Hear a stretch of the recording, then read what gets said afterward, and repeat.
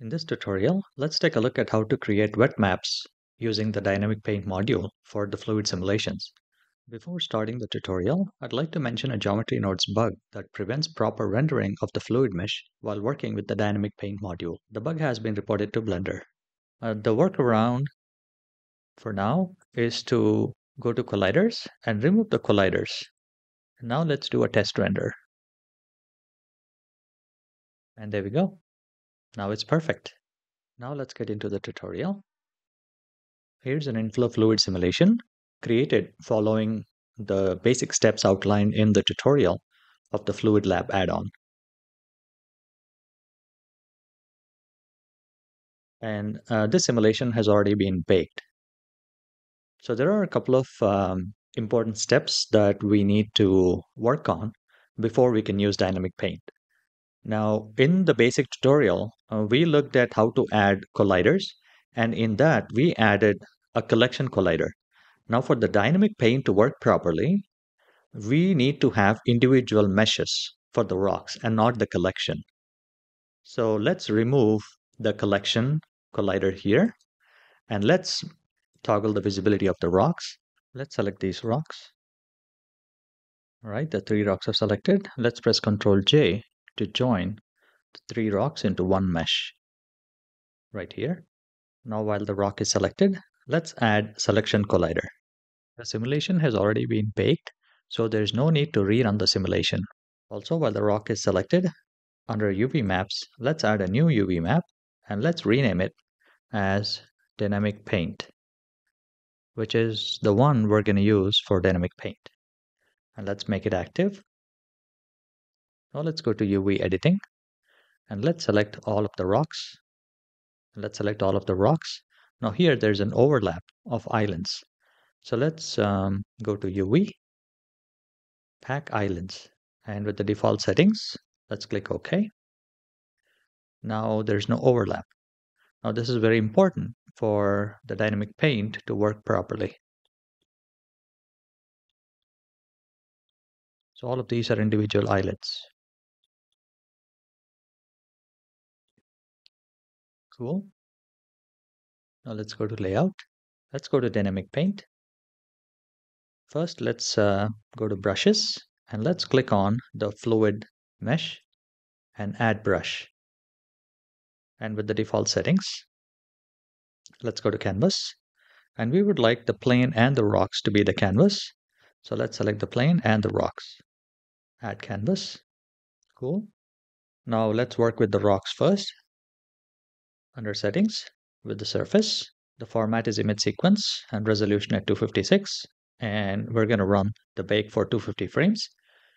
And for this fluid simulation, substeps of 0 should work.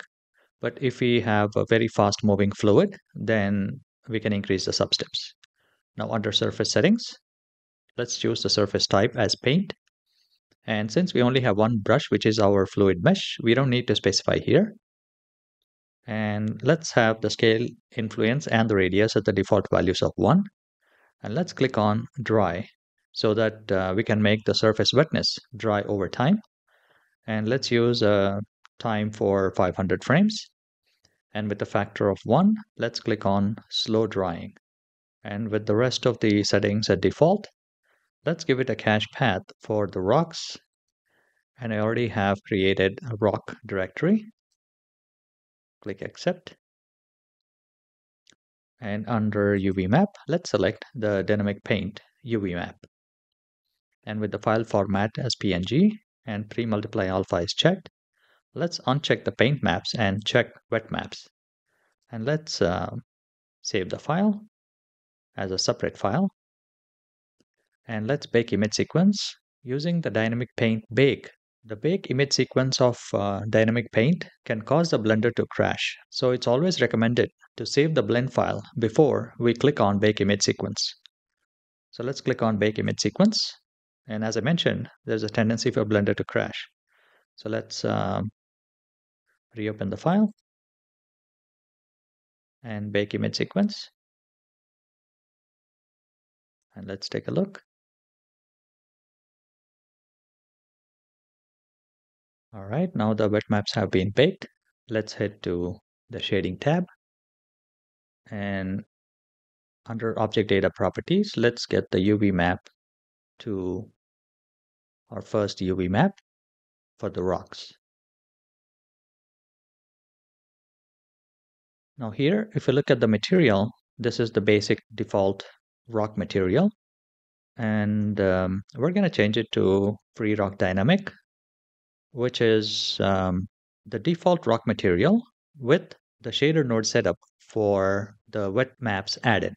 So here we have image sequence for wet maps with auto refresh on, so that image refreshes with every frame.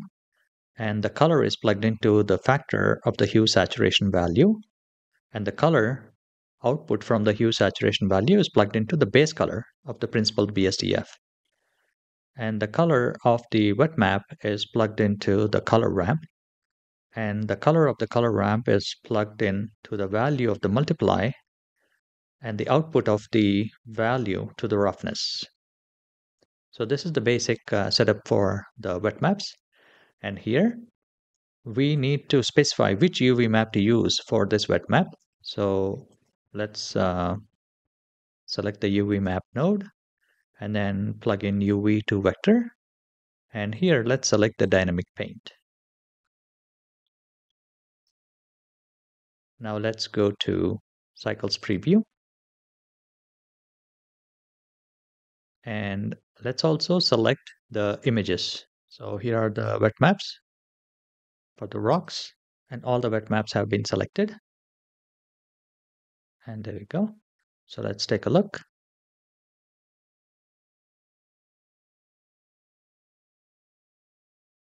And here we go. So let's toggle the mesh and we'll take a look. And here's the wet map.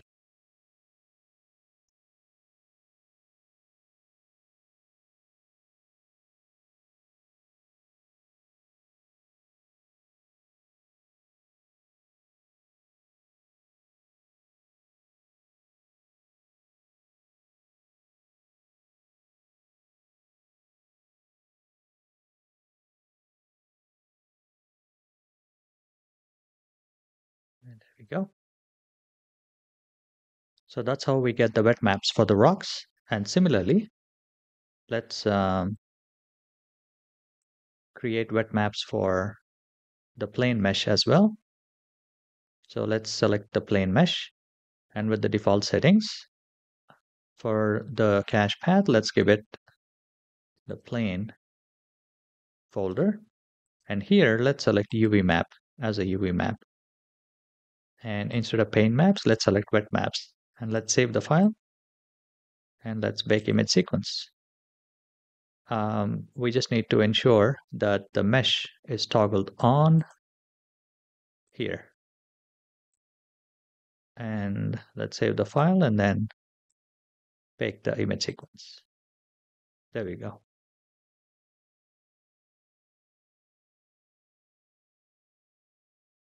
All right, now the wet maps have been baked. Let's head to shading. Let's select the plane. And here's the simple setup with the 4 wet map nodes. Let's select the particular wet maps directory and select all the images, open image, and let's hit auto refresh. And let's take a look.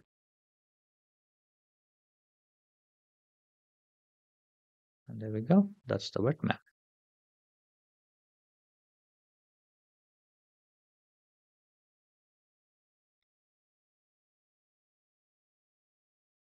Cool. So this is how we create wet maps using the dynamic paint module of the FluidLab. Now let's click on cycles preview. Looks good.